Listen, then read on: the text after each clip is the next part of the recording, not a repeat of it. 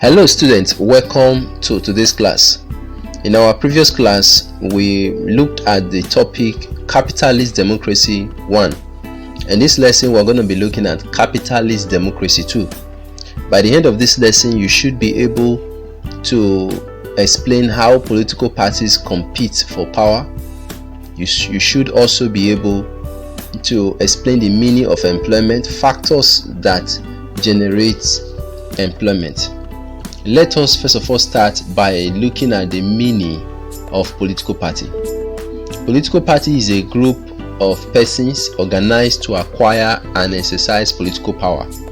In politics, a political party is an organized group of people who have the same ideology or who otherwise have the same political position, who feed candidates for election in an attempt to get them elected and thereby implement their agenda.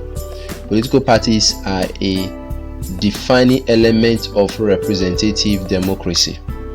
How political parties compete for power. Somehow political parties compete for power are as follows. One is manifesto. This is the public declaration of policies, principles, purpose and plan or program by which a political party intends to adopt if it eventually come to power. 2 is campaign/rallies. Campaign refers to a series of planned activities that are intended or designed to achieve peculiar political aims and results. Campaign, it can be carried out in rallies or from house to house. Political rallies entail speech making by party leaders and candidates of different political offices. Membership. All political parties struggle to entice more people to their side. This will increase the size of their membership. Membership is very important to political parties as politics is a game of number. 4 is quality of candidates. The quality of the candidate presented by political parties is very important. It is one of the determinants of the pool. People can only vote for candidates that have integrity and trust. Political parties present candidates of proven integrity to stand a better chance in election. Slogan. Slogan is a word or a phrase used to express the aim of a political party. The slogan of a party is always positive, which is intended to win the heart of the citizen towards that party. The slogan of the People's Democratic Party (PDP), for example, is power, while that of the All Progressive Congress (APC) is change. Number 6 is a logo. A logo is a symbol or design adopted by an organization to identify its product. Political parties use logo to represent their parties. These logos attract the interest and attention of the citizen to a party. Geographical spread. Political parties also jostle for government machinery among themselves by spreading their membership to all parts of the country. A political party that is ethnic may find it difficult to get votes outside its ethnic background. Hence, the need to have a national outlook and spread to all parts of the country is very important. Having said this, let us look at the importance of employment in alleviating poverty. We are therefore now looking at the importance of employment in alleviating poverty. Employment is an activity in which one engages in or is employed which allow one to afford the basic things of life, e.g. food, shelter, good healthcare service, education, clothing, etc. Factors that guarantee employment. The following are some of the factors that guarantee employment. 1 is responsible governance. A good, effective government can build industries which will employ the citizen, thereby helping to curb unemployment. So when the government is responsible, they begin to start looking into the localization of industries. They begin to start citing areas where industries will begin to be built, and as such, while all these industries are built, they are also giving employment to those around that area and others that stays in that particular city. That also have a way it has helped to reduce the unemployment state in that area. Free education. We are in a modern world where everything in the field of study is technologically driven. Since the only means of acquiring knowledge in science and technology in education, therefore education should be made accessible to both the privileged and underprivileged children. So free education is another way. We have had some government who have come up with such a program.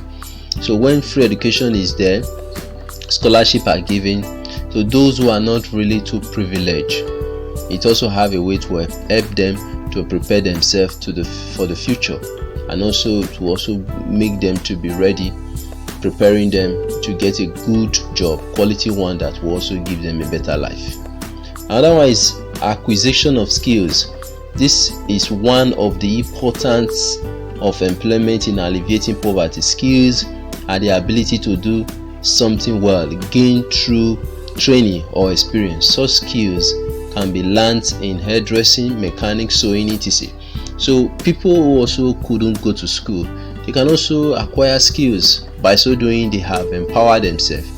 They've been able to give themselves some certain things that will give them money, and with the more money they make, the better life they will live. Creation of industry. The increase in the level of employment will bring a direct increase in the number of industry. This will lead to foreign investment and the creation of more industries, thus enhancing development. So when there are more employment, more industry, then there will also be development in that area. Adequate power supply. Government should make sure that there are uninterrupted power supply by improving the power sector. Most industry in Nigeria today have closed up and found their way to neighboring country as a result of poor power supply. There is no doubt that if the power supply is improved, many of these industries will come back and new ones will join, thereby creating employment for the teeming unemployed youth. So government must make sure that there is uninterrupted power supply, and when this is there, when there is a power in place, it has a way it helps the industries to thrive, and as such others will join, and then there will be more job for the teeming youths in the country. Medical care. We all know that good health is very important. All medical facilities must be improved upon so that people can have access to a good health system. Similarly, the government must have a health insurance policy for its citizens, since it is only those who are medically fit that can work and contribute to the economic development of their nation. Another one we'll look at here is healthcare. So the government must put in place good health system that will help the people to be in a good state when it comes to their health, make them to be healthy, so that because when someone is healthy, he can think and do what is right. But when someone is not healthy, he will not be able to think, not talk of do anything. So that time all he's concerned about is his health, how he will be better, and all of that. Number 7 is popular participation. When the attention of the majority of people is shifted to the activities of government, or when the people actively take part in politics and decision-making process, it will be difficult for any government to undermine the populace. So when everybody gets involved in politics, then government will step up, and then they will become more responsible by doing what is right. This is all we are going to take in this lesson. Next class. In our next class, we'll look at another topic. I'll see you in my next class.